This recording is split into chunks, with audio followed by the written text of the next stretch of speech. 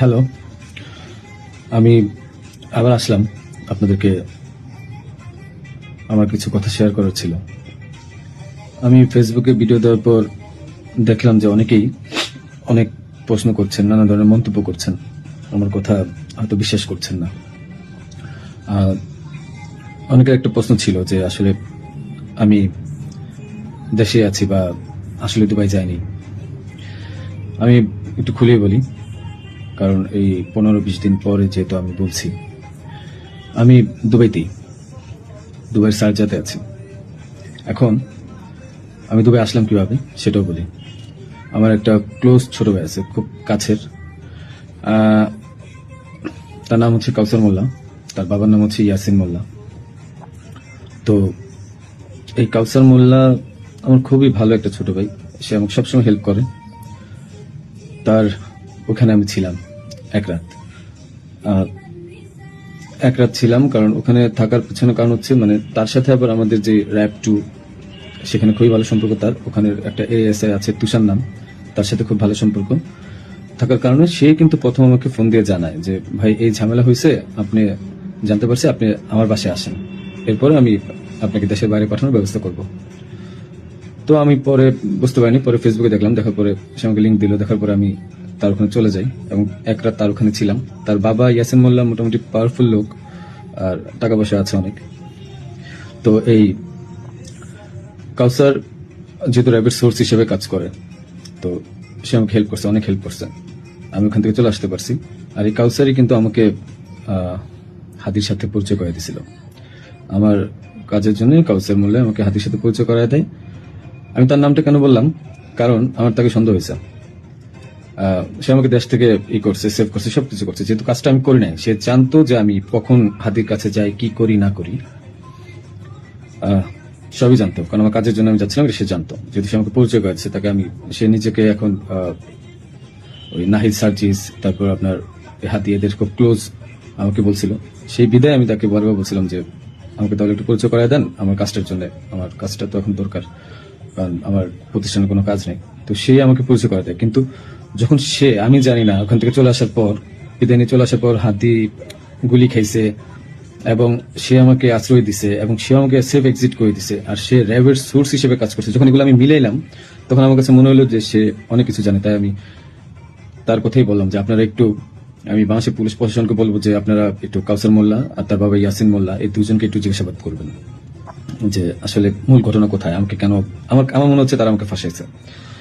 তো এটা গেল। তাদের সাথে জড়িত প্রাইভেট সোর্স হিসেবে সে কাজ করে, তাদের সাথে জড়িত র্যাব 2 এর তুষার নামে একজন এসআই আছে, আপনার তাকেও জিজ্ঞাসাবাদ করবেন। এখন আমি আরেকটা কথায় আসি। আপনারা বলছেন যে আমি কেন দেশ ছেড়ে চলে গেলাম। আরে ভাই, আমি তো মানুষ, আমি ব্যবসা করে খাওয়া ছেলে। দিন শেষে দেখা যাবে যে আমি দেশে থাকবো, আপনারা আমাকে মব করবেন। তো যেহেতু মবের যুগ চলতেছে এখন, 5ই আগস্টের পর থেকে আপনারা মবের একটা যুগ নিয়ে আসছেন, তো আমি কিভাবে মানে দেশ না ছেড়ে আসি? আর আমাকে তো কালচারই বলছে যে আপনি দেশ ছেড়ে চলে যান, আপনি দেশে থাকলে অনেক ঝামেলা হবে। তো আমি দেশ ছেড়ে চলে আসছি। পরবর্তী জানতে পারছি এই কাউসার র্যাবের সবার সাথে ঘুরে ঘুরে মানে মোটামুটি র্যাবকে ব্যস্ত রাখছে এবং আমার ফ্যামিলিকে সেই মোটামুটি ইনফরমেশন গুলো দিচ্ছে। তো আমি বারবার বলছি যে আপনার কাউসারকে ধরেন, আমি শিওর এই আমাকে ফাঁসানোর পিছনে অনেক বড় হাত আছে এবং সে জানে যে কাজ কাদের।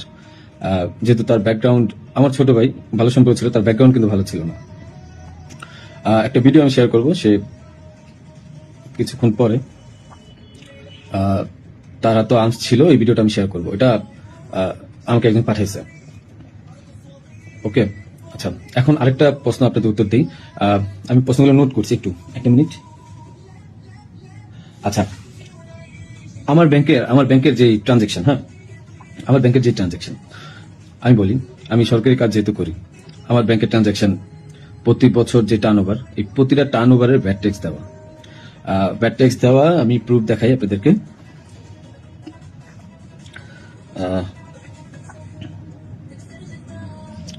প্রতিটারই ভ্যাট ট্যাক্স দেওয়া। এন্ড আমি ব্যবসা করি 2010 সাল থেকে, তো আমি ট্যাক্স দেওয়া শুরু করেছি মেবি 14 সাল থেকে। হ্যাঁ, তো ওসব কাগজগুলো নাই, একটা 2টা বছরের খুঁজে পাইছি। এই যে দেখেন, 2022 সালে আমার 21 লাখ টাকা ট্যাক্স দেওয়া ছিল, এবং 2023 সালে আমার 66 লাখ টাকা, এবং এই বছর কিন্তু আমি 9 লাখ টাকা, ব্যবসা এত ভালো ছিল না, 9 লাখ টাকা আমি ট্যাক্স দিয়েছি।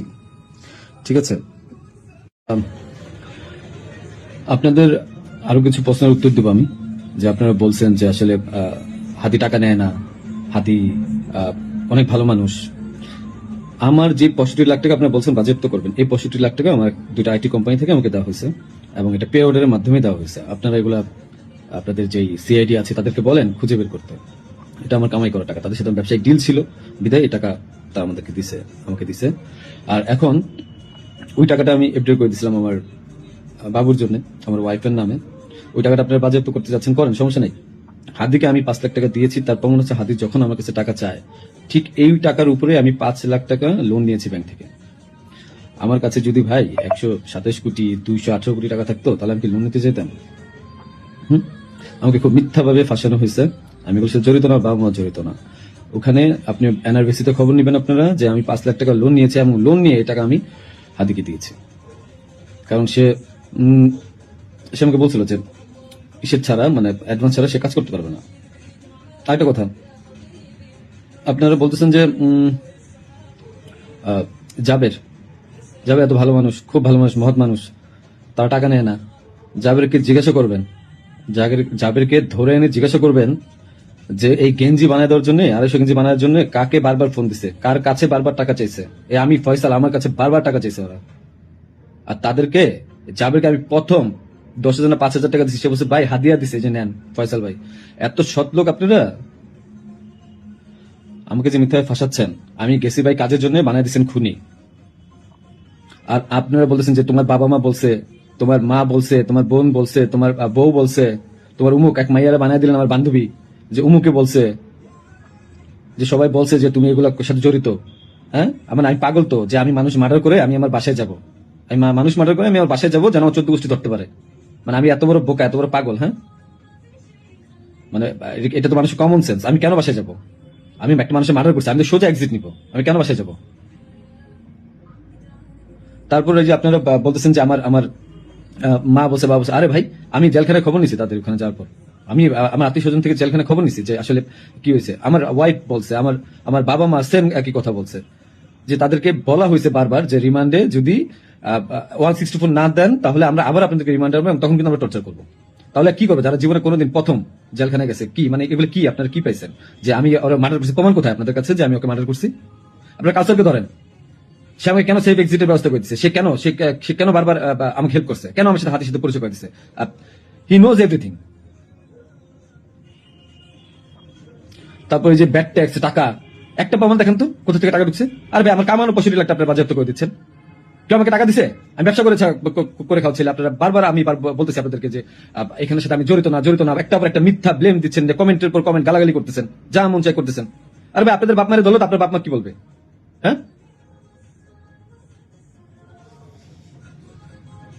যে আপনাকে জিজ্ঞাসা করেন যে গেঞ্জি কার কাছে বাঁধিয়েছে, পতাকা কার কাছে বাঁধিয়েছে, জিজ্ঞাসা করেন। এই খুনির বিচার হবে।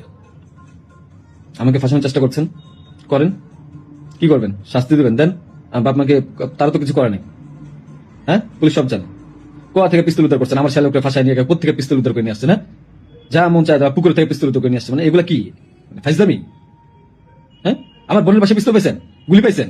এই গুলি পিস্তল আপনারা বলছেন বারবার যে তার বাসায় চিপ। আরে ভাই, ওই জায়গার মধ্যে মোবাইল ফালাই দিছিল, ওই জায়গায় আমার মোবাইল ফালাইছে। ওই মোবাইল আনতে গেছে, ওইটা বানাইছে গুলি পিস্তলের জায়গা না? বাসা থেকে কারো কাছ থেকে পাইছেন? কারো বডি রিকভারি পাইছেন আপনারা? আপনি এদেরকে ধরেন, অনেক কিছু জানতে পারবেন। হাদির সাথে লাস্ট আমার একবার কথা হয়েছিল যে একটা বিষয় নিয়ে, যে ও মানে যখন যে সাদিক কামরে মেবি জামাত ও খুব আপসেট ছিল যেহেতু ও জামাতের প্রোডাক্ট। আমাকে বারবার বলতেছিল যে ভাই আমার খুব মনে হয় কষ্ট হয়ে যাবে। আমি ওরা বলছিলাম ফাইজলাম করে যে মির্জাবাজ ভাই তো খুবই ভালো মানুষ, ওনার কাছে যান, উনি আসলেই ভালো মানুষ। ভাই তো ভালো মানুষ। হাদি নিজেও বলছে যে মির্জাবাজ ভাইয়ের কাছে যান, উনি ভালো মানুষ। ওনার কাছ থেকে আপনি যা 2-4 কোটি টাকা নিয়ে আপনি নির্বাচনটা বাদ দিয়ে দেন। এটা আমি একবার ফাইজলাম করতেই বলছি। তো বলছে ভালো তো ভাই, যদি টাকা দেয় তাহলে তার নির্বাচন করা লাগবে না। তো হাদির মুখে শোনা মির্জাবাজ ভালো লোক মানুষ, মির্জাবাজের মতো লোক এই কাজ করতে পারে না। যারা করতে পারে তাদেরকে জিজ্ঞাসা করেন। ফাইজলামের একটা সীমা থাকা উচিত। জামাত শিবিরকে ধরেন,